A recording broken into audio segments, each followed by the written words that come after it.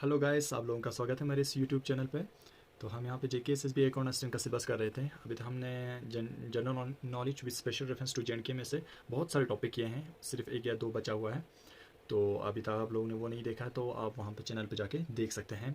तो जब ये ख़त्म हो जाएंगे, जो general knowledge with special reference to J and K है, वो जब ख़त्म हो जाएंगे तो हम फिर अकाउंट्स का जो पोर्शन है वो उठाएंगे फिर।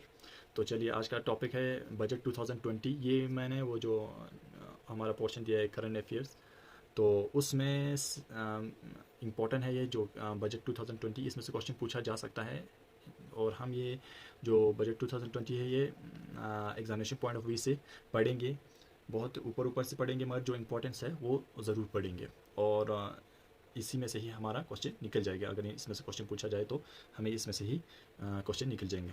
तो सबसे पहले बजट 2020 की बात करें तो सबसे पहले जो फाइनेंस मिनिस्टर होता था, जब बजटिंग पेश करता है तो उस वक्त क्या लेके आते थे? सबसे पहले वो लोग लेदर बैग में लेके आते थे। जो भी डॉक्यूमेंट्स थे वो लेदर बैग में लेके आते थे, मगर इस बार दूसरे फाइल जैसे में लेके आ गए, जिसको क्या कहा गया है, बाही खाता कहते हैं जिसको। पहले तो लेदर बैग कहते थे, अब इसको बाही खाता कहते हैं। फर्स्ट टाइम लाया गया, तो ये इंपॉर्टेंट है। तो इस साल का थीम क्या था? Ease of living. ये बहुत ही इंपॉर्टेंट है, ईज ऑफ लिविंग। जो थीम ऑफ 2020 का जो बजट का थीम क्या था? Ease of living. ये बहुत ही इंपॉर्टेंट हो। ईज ऑफ लिविंग मतलब makes life easy and comfortable. तो बजट ही की बात करें तो बजट कैसे, मतलब कॉन्स्टिट्यूशन और बजट की बात करें तो हमारे जो इंडियन कॉन्स्टिट्यूशन है, इसमें कहीं पे भी जो बजट वोट है ये यूज़ नहीं किया गया है कहीं पे भी। हालांकि एक्ट 112 में 112 में मेंशन किया गया है किस चीज़ के बारे में? एनुअल फाइनेंस जो स्टेटमेंट है, इस चीज़ के बारे में मेंशन किया गया है। अदरवाइज बजट जो वोट है वो कहीं पे भी नहीं है कॉन्स्टिट्यूशन में। और ये कैसे पास होता है? ये पहले होता है लावर हाउस में, जो फाइनेंस मिनिस्टर और एमओएस जो है उन्होंने उनके द्वारा होता है। फिर इसमें के बाद जाके ये राज्यसभा में आता है, फिर जाके अप्रूवल होता है बाद में प्रेसिडेंट, फिर जाके प्रेसिडेंट तक पहुंच जाता है वो। तो इसके अगर बात करें तो इसमें फिर और एक इम्पॉर्टेंट बात है कि जो फाइनेंस मिनिस्टर कौन था? निर्मला सीतारमन था। एमओएस कौन था? अनुराग ठाकुर था। तो ये सबसे ज़्यादा ये जो बजटिंग स्पीच था, सबसे आज तक की हिस्ट्री में सबसे लंबा स्पीच रहा है। 2 आवर 41 मिनट का स्पीच रहा है। ये सबसे लॉन्गेस्ट हिस्ट्री ऑफ इंडिया में लॉन्गेस्ट बजट स्पीच रहा है। ये भी इम्पोर्टेंट है। तो और जो निर्मला सीतारमन है वो क्या था, वो क्या है? Full time female finance minister है। First full time female finance minister कौन है? निर्मला सीतारमन है। कुछ इंपॉर्टेंट पॉइंट है उससे रिलेटेड जो बजटिंग्स है। तो इंडिया का जो इकोनॉमी है वो फिफ्थ लार्जेस्ट इकोनॉमी माना जाता है पूरे वर्ल्ड में। और इसका इकोनॉमी कितना है? 2.9 ट्रिलियन डॉलर्स का ये इकोनॉमी है इंडिया का। सबसे टॉप पे कौन आता है? यूएसए टॉप पे आता है, उसके बाद आता है चाइना, फिर जापान, फिर जर्मनी आता है।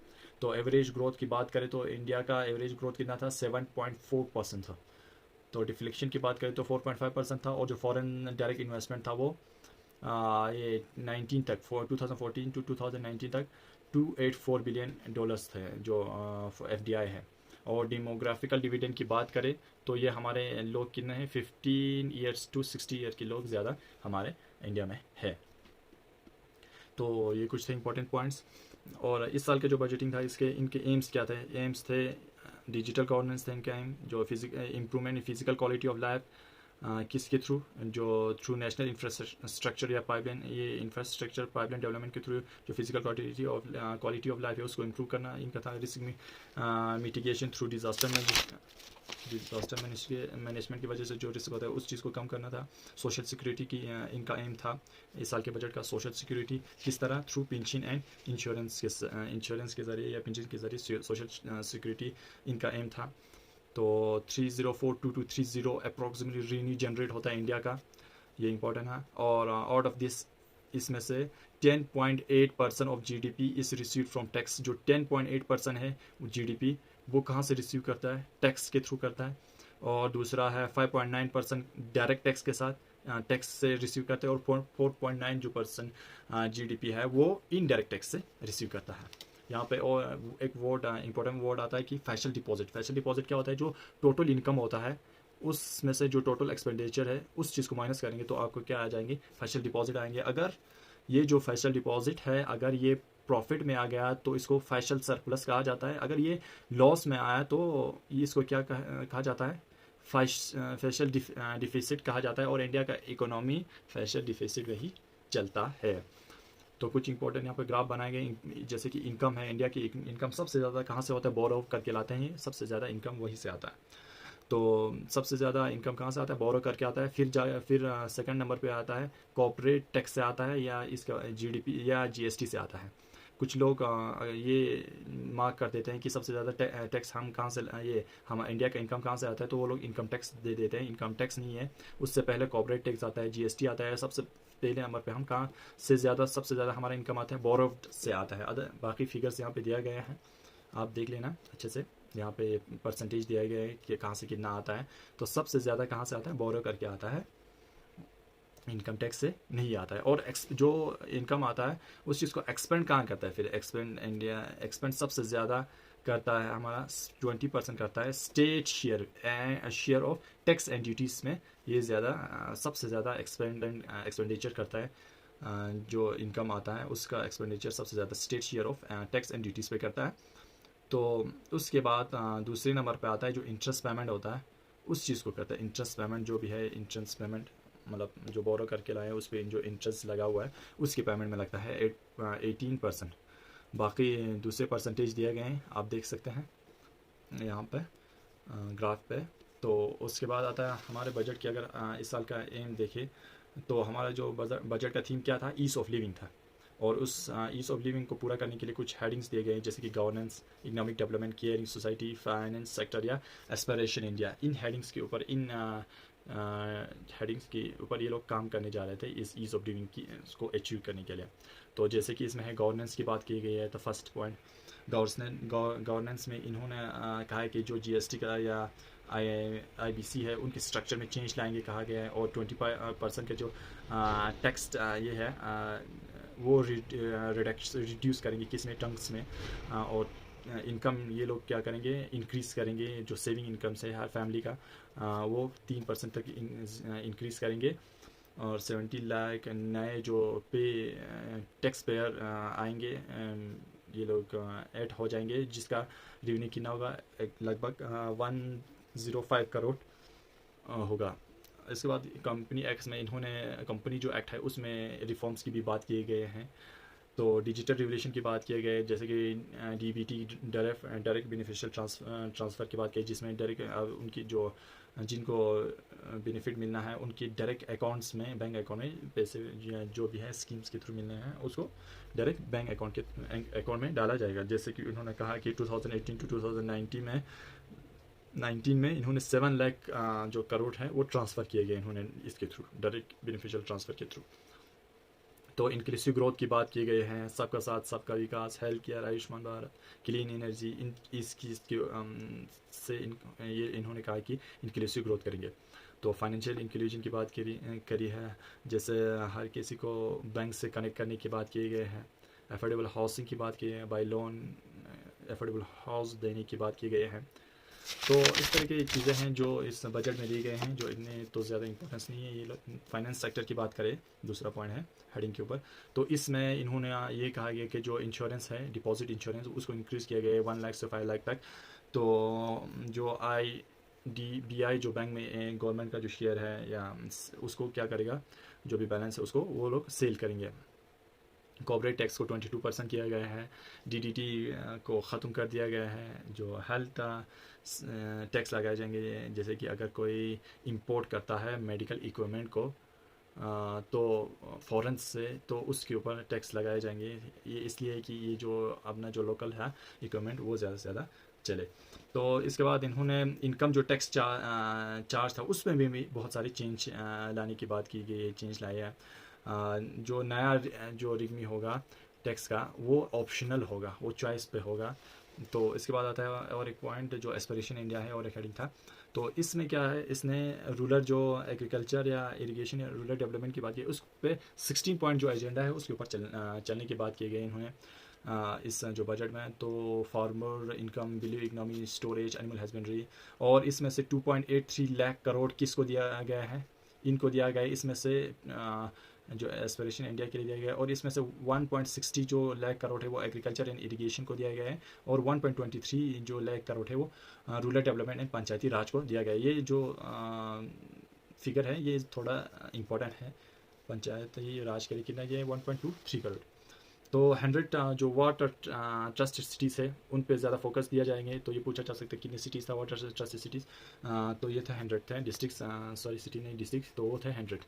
तो इसके बाद बिली इकोनॉमी की बात की गई है कि उन्होंने 2025 से 24 से 25 तक ये लोग क्या करेंगे, 1 लाख करोड़ फिशरी जो है वो एक्सपोर्ट करेंगे। तो किसान रेल की बात की गई है, ये इंपॉर्टेंट, ये पूछा जा सकता है किसान रेल की बात की गई है कि ये सेटअप करेंगे क्या रेलवे बाय इंडियन रेलवे के द्वारा, किसके थ्रू, पीपीपी मॉडल, जैसे पब्लिक प्राइवेट पार्टनरशिप मॉडल के थ्रू ये किसान रेलवे रेल स्टार्ट करेंगे, जो कि उनकी गेहूँ या सामान वगैरह है किसान के, उस चीज़ को ट्रांसफ़र करने के लिए। तो इसके बाद कृषि उड़ान है, जिसको सिविल एविएशन जो मिनिस्टर की उड़ान ये फ़्लाइट वगैरह की है, कनेक्टिंग इंडिया की बात कर रहे हैं। इसमें जो फार फ्लंग एरिया है उसको उड़ान के ज़रिए, जहाज़ के ज़रिए कनेक्ट की बात की गई है इसमें। तो कनेक्शन की बात की गई है, जो ऑर्गेनिक फार्मिंग है उसको ज़्यादा प्रमोशन करने की बात की गई है। इसमें प्रमोशन करेंगे ये लोग इस फाइनेंशियल ईयर में। तो और एक चीज़ आता है इसमें पीएम कुसुम, इसके थ्रू इसके थ्रू क्या करेंगे, 20 लाख जो फार्मर है उसको सोलर पंप दिए जाएंगे। तो इसके बाद और इम्पॉर्टेंट चीज़ें जैसे कि लाइफ स्टॉक में, अगर इन्होंने कहा कि जो मिल्क प्रोडक्शन है इंडिया में उसको डबल कर देंगे, कब तक, 2025 तक। और कुछ डिजीज़ें हैं जिसको अब ख़त्म कर देंगे 2025 तक। मौत डिजीज़ है, फूड एंड मौत डिजीज़ है, या बुर्सिलिनो जो डिजीज़ कैटल्स में होता है, इनको ये क्या करेंगे, ख़त्म कर देंगे 2025 तक। तो इसके बाद हेल्थ की अगर बात करें हेल्थ सेक्टर की, इसमें इन्होंने एलोकेट किया गया है 69,000 करोड़, 69,000 करोड़ इन्होंने एलोकेट किया गया। इसमें से 6400 यानी 6,400 करोड़ प्रधानमंत्री जन आरोग्य योजना को दिया गया है, जिसमें हॉस्पिटल बनाने के लिए दिया गया है। ये फिगर आपको थोड़ा इम्पोर्टेंट है। तो जन औषधि केंद्र स्कीम को जो मेडिसिन्स है इस स्कीम के थ्रू जो इम्पोर्टेंस 2000 मेडिसिन जो ज़्यादातर इम्पोर्टेंस है वो उसको अवेलेबल करना है इस स्कीम के थ्रू 2025 तक।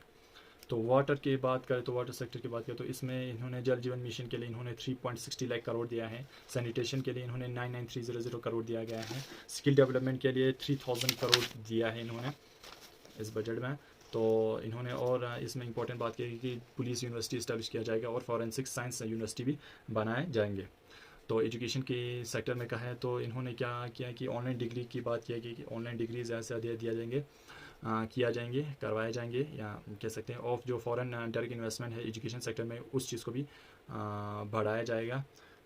तो इन्होंने कहा कि जो एक नया एग्ज़ाम होगा, एक नया एग्ज़ाम बनाया जाएगा जो इंडिया सेट होगा, जो इंडिया और श्रीलंका के बीच में होगा, श्रीलंका नहीं साउथ अफ्रीका के बीच में होगा।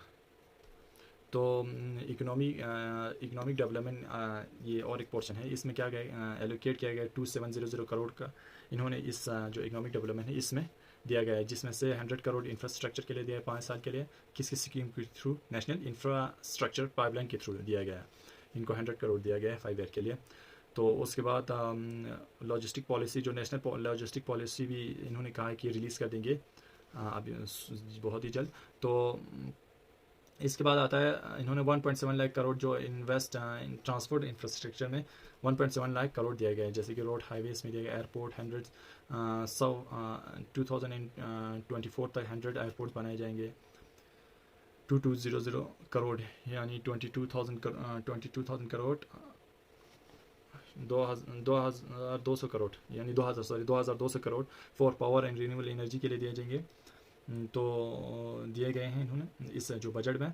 तो इसके बाद और कुछ ज़्यादा इंपॉर्टेंस नहीं है। केयरिंग सोसाइटी की अगर लास्ट हेडिंग की बात करें तो इसमें इन्होंने चिल्ड्रन एंड वुमेंस की अगर बात करें तो इसमें न्यूट्रिशन को दिया है 35,600 करोड़, वुमेन स्पेसिफिक स्कीम्स को दिया है 8,600 करोड़, एससी और ओबीसी को 8,500 करोड़, एसटी को 5,370 करोड़ और सीनियर सिटीजन या हैंडीकैप्स को इन्होंने 9,500 करोड़ दिया गया। और कल्चर और टूरिज़्म की बात करें तो इन्होंने Indian institute of heritage and conservation की बात किया गया है इस जो बजट में।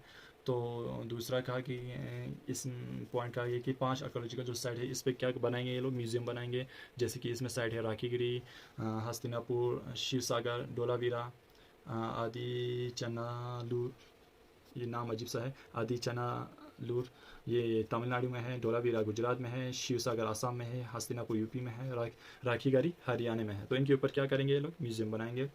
तो ट्राइबल म्यूज़ियम बनाया जाएगा रांची में, और मैरीटाइम म्यूज़ियम बनाया जाएगा लोथल में। इसके बाद इन्वायरमेंट एंड क्लाइमेट चेंज के लिए इतना कुछ नहीं, इन्होंने सिर्फ इन्वेस्ट किया कि ना 4000 बहुत ही कम रकम है, ये 4400 करोड़ ही इन्होंने इस चीज़ के ऊपर इन्वेस्ट किया गया है। बाकी कुछ और ख़ास नहीं है इसमें, बस इतना ही है। आपको कुछ इंपॉर्टेंस चीज़ें हैं जो याद रखने हैं एग्जाम पॉइंट ऑफ व्यू से, जो कि ये है जैसे कि 5 आर्कोलॉजिकल साइट कौन है जो जिनका जिक्र किया गया था बजट में, तो ये 5 आर्कोलॉजिकल साइट है। और ट्राइबल म्यूज़ियम कहाँ बनाया जाएगा अगर पूछा जाए तो ये रांची में है। मैरीटाइम, ये क्वेश्चन इसमें से निकल सकते हैं। और कितना एलोकेट किया गया है किस सेक्टर के लिए, तो ये भी पूछा जा सकता है। कुछ ये PM कुसुम ये किस बारे में है, तो ये 20 लाख फार्मर्स को जो सोलर पंप है वो प्रोवाइड करने के बारे में है। तो कौन से, ये पूछा जा सकता है। और ये भी पूछा जा सकता है कि कौन से जो बैंक में वो गवर्नमेंट अपना ये बैलेंस जो होल्ड है उस चीज़ को सेल करने की बात किया था, तो IDBI की है। कॉर्पोरेटिव टैक्स कितना लगता है, वो 22% है। और किस चीज़ को एबलिश किया गया है ये बजट के द्वारा 2020 की DDT को, डिविडेंड डिस्ट्रीब्यूशन टैक्स को ख़त्म करने की बात की गई है। तो इस साल का थीम क्या था, जैसे कि ईज़ ऑफ लिविंग था। तो ये फिगर में आप याद रखेंगे सबसे ज़्यादा इनकम कहाँ से आता है, बोरेव आता है। सबसे ज़्यादा एक्सपेंडिचर कहाँ पे करते हैं, स्टेट शेयर में करते हैं। तो इस साल का जो ये था बजट, फाइनेंस मिनिस्टर कौन था, निर्मला सीतारमन था। और सबसे लॉन्गेस्ट ये स्पीच कितने टाइम के लिए दिया, 2 आवर 41 मिनट के लिए दिया था। तो इंडिया का इकनॉमी सबसे 5th लार्जेस्ट इकनॉमी है। तो बस यही कुछ इंपॉर्टेंस है, आप यही कुछ याद रखेंगे, इसी में से ही आपका क्वेश्चन निकल जाएंगे बजट से रिलेटेड 2020 का। तो मिलते हैं अगली वीडियो में। अगर वीडियो अच्छा लगा तो लाइक सब्सक्राइब शेयर ज़रूर करें। मिलते हैं अगली वीडियो में, तब तक के लिए goodbye and take care.